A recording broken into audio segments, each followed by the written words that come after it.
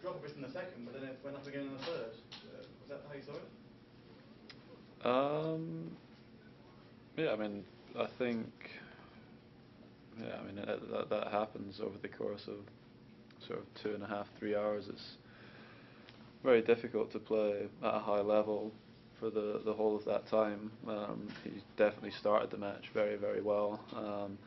Then towards the end of the first set, a few errors started to come, and then when I got up an early break in the second, I think he started maybe going for too much, and then yeah, he was still going for big shots at the beginning of the third set, but then he started making them for a while and made it very tough. But there was a couple of sets in there, and also the beginning of the fourth set, I thought was pretty good, good level.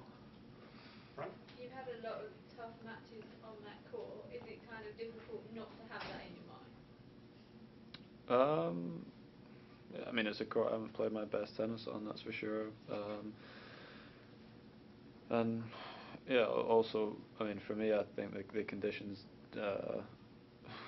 well, it's day and night, isn't it? It's completely different. The ball's bouncing extremely high out there as well at the beginning, and he's a big hitter of the ball. He served big too, bigger than I thought, big second serve as well, and it took me some time to get used to his game. But yeah, I have had some tough matches there in the past, and today was the same. Sure. And did you feel focus was an issue at all for you today? Focus. Did you feel at some point maybe you have issue to stay in this, or you seem frustrated at some point with it today? Yeah, I was. Yeah, I was a bit frustrated at points in the match because I was doing quite a lot of the running for a lot of it, and I wasn't getting much depth on my return. So when he was serving, I was I was having to do a lot of running, and then when I was serving, I served a low percentage today. I served pretty well in my first match, and then today struggled to control the first serve. So I was playing a lot of points in my second serve, and when that happens, you're having to do a lot of the running. You don't feel like you're dictating the match, and it can be frustrating. What? We're doing a story about the evolution of rackets.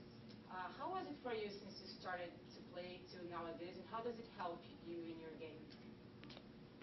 I've been playing with the same racket for 11 years now.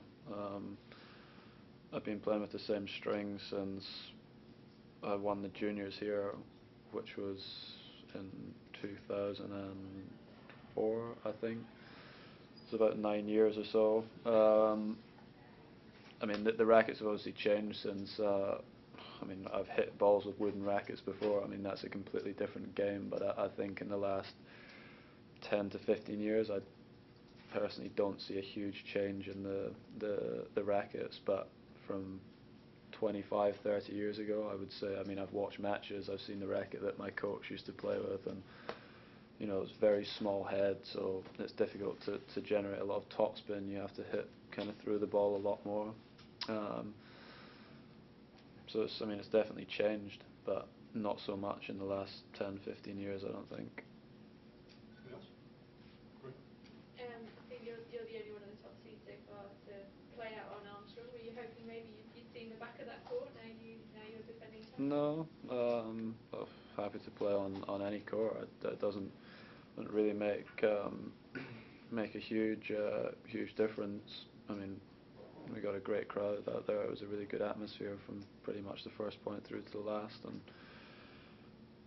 whether or not I played well on that court is always a really good atmosphere. It's normally packed, and that was the same again today. But it doesn't matter which court you play on. Don't you mind all the movement and everything that's going on all the time? It doesn't seem the best stewarded courts.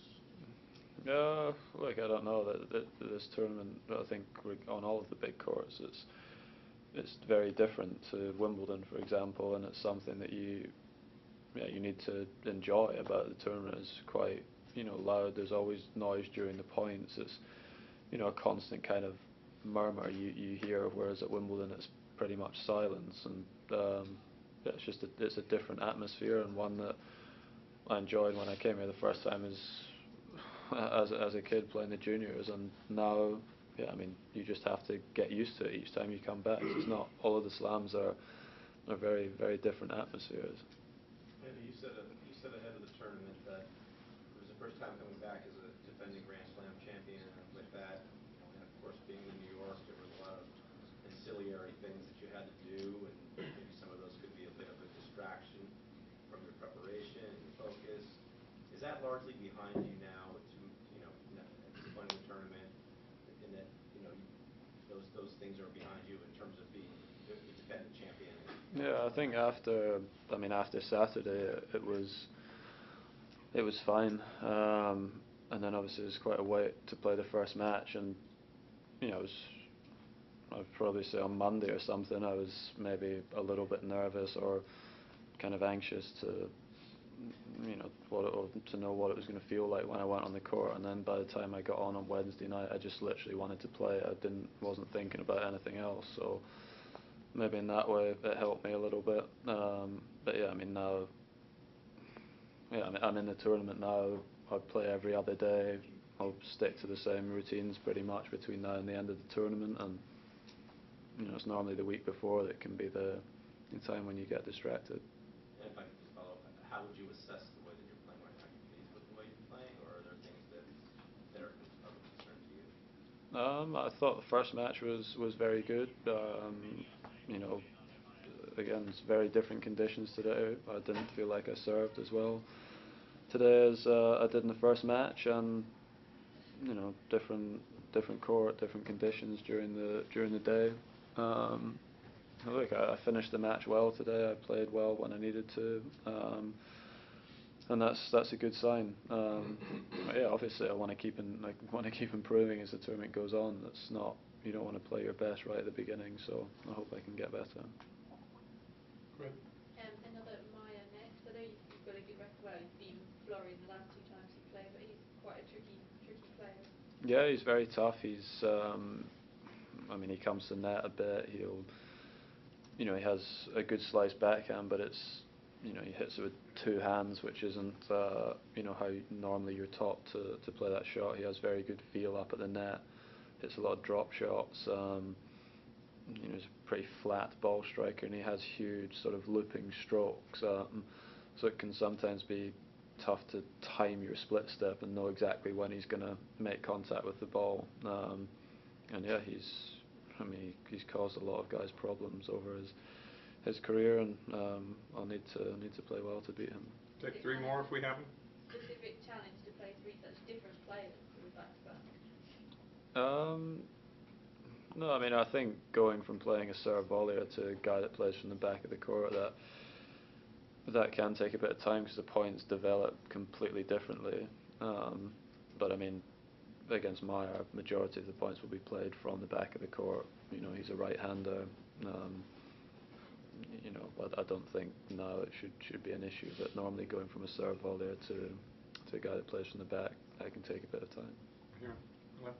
Andy, you going with Dan tomorrow night? Have you spoken to him about Robredo at all? No, I haven't. I saw him today. I didn't chat to him about the match tomorrow, but I've spoken to Leon before all of the matches because I know I know Tomic fairly well, and I've practiced with Kay and played him quite a few times too. So they've got most things covered between them. But if there's anything I can do to help, then I will.